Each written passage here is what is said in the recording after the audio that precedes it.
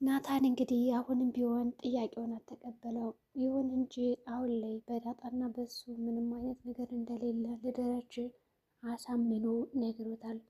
ፍቅራቸው ለጊዜው በድብቅ እና በሚስጥር የተጠበቀ እንዲሆንም በሁለታቸው መካከል እንግዲህ ተነጋግረው ይህንን ነገር በሚስጥር ለማቆየት እያሰቡ ይገኛሉ። ነገር ግን በዚህ የፍቅር ግንኙነታቸው መካከል በዋነኛነት የምትታወቀው እንዲሁም ደግሞ እንዲግባቡ ያደረገቻቸውና ፍቅር የሚባለውን ነገር እንዲያውቁ ስትገፋፋቸው የነበረችው እንግዲህ ሳልቀደም ልቅደም በማለት እንግዲህ ሳታውቀው የልጅ ባሏን ያመቻቸችው ሰላም አብራቸዋለች። ታዲያ እንግዲህ በጥብቅና በአሳሳቢ ጉዳይ ለዳጣ አንድ የሴትነት መኩራን መክራታለች። ታዲያ ይኸውልሽ የፍቅር ግንኙነት ከጀመራችሁ በኋላ ያንን ነገር አደራ ብላ እንግዲህ በጥብቅ ነግራታለች። ምክንያቱም ዳጣ ስለ ፍቅር ምንም የምታውቀው ነገር የላትም፣ ገና ልጅ ናት። ምንም እንኳን ከአንድ ላይ እንድትሆኑ እኔ ብገፋፋችሁም እና አንድ ላይ ያላችሁን ነገር አብራችሁ እንድታሳዩን ብፈልግም ግን ደግሞ ዳጣ ፍቅር የሚባለውን ነገር አታውቅም ተሎ የምትሰበር ልጅ ትመስላለች እና ናታን አደራህን ብላ አደራ ሰጥተዋለች። ናታንም እንግዲህ አታስቢ በዚህ ጉዳይ ብሏታል። ይሁን እንጂ ዳጣንም ቢሆን እንግዲህ አማግራታለች። አታስቢ ስለዛ ነገር እኔ እንደዚህ ባለጌ ሰው አይደለውም። እንግዲህ ሽማግሌ ከላከ በኋላ ሁሉን ነገር ከጨረስን በኋላ ነው የሚፈልገውን ነገር የሚያገኘው ብላታለች ማለት ነው ለሰላም። እንግዲህ ሰላምም ደስ ብላት በዚህ ጉዳይ ጎበዝ በርቱ ብላ መስገናቸዋለች። ከዛ በተጨማሪ እንግዲህ አቶ ደረጀም በዳጣ መካከል ያለህ የእውነት የፍቅር ግንኙነት ከሆነ ንገረኝ፣ ችግር የለውም ሳትሳቀቅ በነፃነት እናንተ የምትፈልጉት ነገር ይሆናል፣ እኔ መብታችሁን አልሻማም አልጋፋም ብሏቸውም ነበረ። ናታን ግን ፈራና ይህንን ነገር አልተናገረም። አይ አባዬ ምንም ነገር የለም በመካከላችን በማለት ነበር ጉዳዩን ይቋጨለት። ሆኖም እንግዲህ ማርታ አሁንም ቢሆን ጥያቄ መጥቶባታል። ዳጣ ለምንድን ነው እናቴ ብላ የጠራች? ይች ልጅ ምናልባት እናቷን አፍቃት ነው እንደዚህ የተንገበገበችው እና የተንሰፈሰፈችው ወይስ ምንድን ነው? ይህ ነገርማ መጣራት አለበት እያለች ነው እንግዲህ። ደረጀም አሁን ዳጣ ልጅሽ ብትሆን ምን ይሰማሻል ብሏትም ነበረ። እሷም እንግዲህ ልጄ ብትሆን እኮ ደስ ላይ ነበረ፣ ግን ምን ዋጋ አለው? ግን እንደዛ አይነት ጥያቄ ባትጠይቀኝ የተሻለ ነበረ። ምክንያቱም ውሃን ተወጃታለሽ አትወጃትም እንደማለት ነው የጥያቄ ለእኔ በማለት እንግዲህ ከባድ ጥያቄ እንድጠይቃት ማሳውቀው ደስ ይለኛል የሚል ምላሽም ሰጥተዋለች። ግን ወንድ ልጅ ብትሆን እኮ እንዴት ደስ እንደምትለው እያለች እንግዲህ ወይዘሮ ማርታ የወንድ ልጅ ፍላጎት እንዳላትና ወንድ ብትወልድ ደስ እንደሚላት ብዙ ጊዜ ደጋግማ ነግረዋለች። እንግዲህ ደረጀም ይህንን ሀሳብ በተመለከተ እሱ ምንድን ነው ያደረገው? እንደው ግን የወንድ ልጅ ፍላጎትሽ በጣም እየጨመረ ነው፣ ካልሆነ ከሌላ ሂጅ ላምጣልሽ እንዴ ብሏትም ነበረ። በሰበቡም እንግዲህ ዳጣ ከሌላ ሴት እንደወለዳት ለመናገርም እየሞከረ ይመስላል። ይሁን እንጂ ማርታ በጭራሽ እኔ ሲጀመር እኮ ያኔ በሰዓቱ ያገባኝ ባልወልድም እኔነቴን አምነህ ልትቀበል ነው እንጂ እኔን አስቀምጠ ሌላ ሴት ልታይ አይደለም በሚል እንግዲህ ዙሪያ ጥምጥም ሄዳ እስር አድርገዋለች። አጅሬም ደረጀ ጨንቆታል። ልጆቹ እየተጫወቱ እያየ ነው። ታዲያ የቤተሰብ መጨረሻው ምን ሊሆን ይችላል በማለት እንግዲህ አስቧል። በእርግጠኝነት ከተናገርኩ ይህ ሚስጥር ሰላም የሚባል ነገር የለም። ቤታችን ጭቅጭቅም ነገርም መፍረስም ብቻ ብዙ የተለያዩ ነገሮች ሊከተሉን ይችላል ብሎ ነው የሚያስበው። ግን ደግሞ እንደ አጋጣሚ ሆንና እየተጫወቱ እያለ ናታን እንዲሁም ሌሎቹ አጅሪት ትመጣለች። አበጌ ግን ለምንድን ነው የኔ ምኞት እኮ ነው አንድ ቀን ራሱ እንደሆነ እነዚህ ልጆች ጋር ስትጫወች ማየቴ ደስ ይለኝ ነበረ። ግን አንቺ በቃ ሁሌ ነገር መቆስቆስ ነው እንጂ ጨዋታ የሚባል አታውቂም። ሂጂ እስኪ ተጫወች ይላታል። እሷ ደግሞ የህፃን ልጅ አይደለሁም አባዬ፣ ስርዓት ያለኝ ሰው ነኝ፣ ጨዋታ አልጫወትም በማለት ነገረችው። ደረጀም የልጅነት እኮ ይናፍቅሻል በኋላ ስታረጅ ይላታል።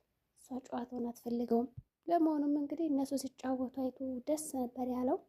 እንዲሁም በጣም እያሰበ ነው ያለ። ፈጣሪ ሆይ ተለመነኝ እያለ እንግዲህ ጸሎት እያደረገ ነው።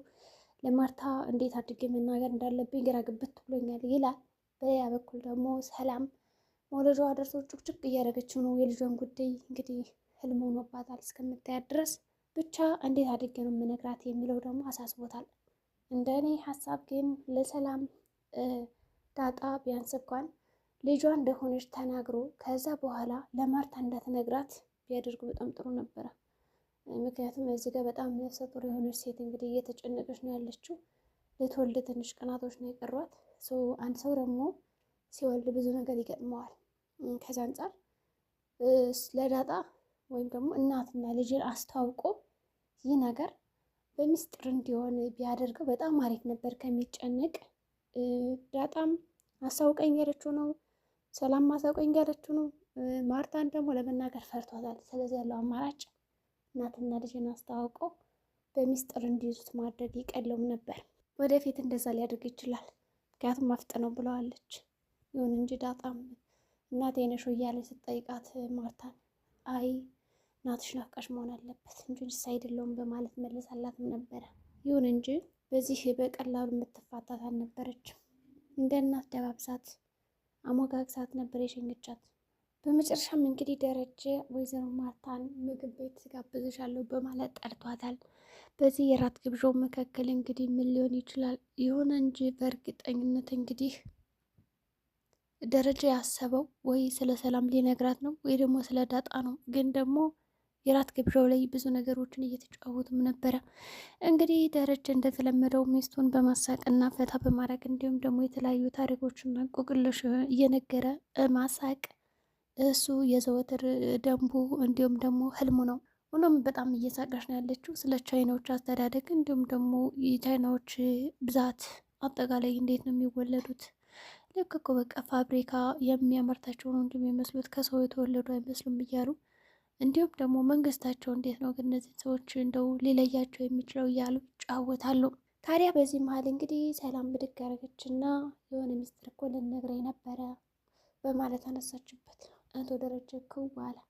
ምን ነገረችሽ? ምንድን ነው በማለት እንግዲህ ተርበተበተ። ለተረጋጋ ዳሬ ምንም አልነገረችኝም፣ ግን የሆነ ሚስጥር አለ እነግርሻለሁ ብላኝ ነበር፣ ግን ደግሞ ልነግረኝ ፈቃደኛ አይደለችም። ምንድን ነው ትለዋለች።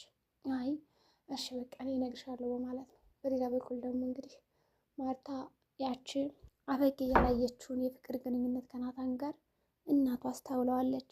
እኔ ብዙ ጊዜ ናታንን ታዝቤዋለሁ። አንድ ጊዜ እንኳን ቀና ብሎ እንኳን ሊያይሽ ፈቃደኛ አይደለም። እኔ ግን ሳስበው ዳጣን የሚወዳት የሚመስለኝና አይኑም ልቡም ያረፈው ከሷ ላይ ነው።